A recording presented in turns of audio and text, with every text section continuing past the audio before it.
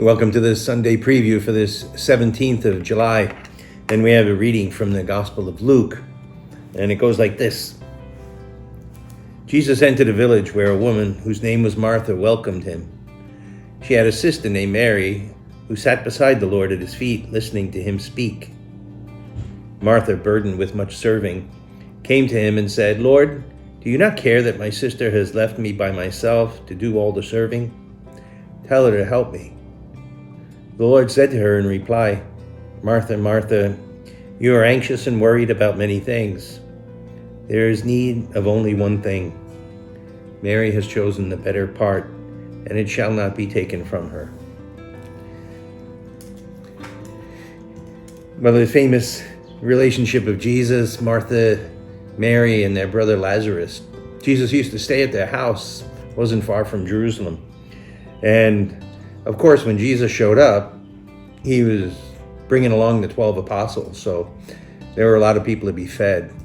And it was probably a big burden on Martha to do so. And Jesus can seem here to be a little uncaring, but he's trying to get Martha to realize something that we all need to realize. That he's the Word of God. And listening to that Word of God is the most important thing in our life. Not feeding the 12 apostles or taking care of 100 responsibilities we have, but to be attentive to the Word of God in our life.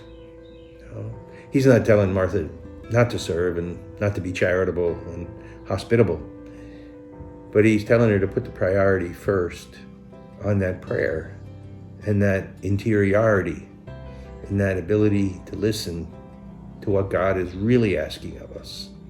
Sometimes we just are so consumed to things immediately in front of us, the to-do list, the million things that we've got to do as responsibilities, but we forget to listen to the deeper call that God is making to us each day. What does he really want us to be? Who does he want us to be?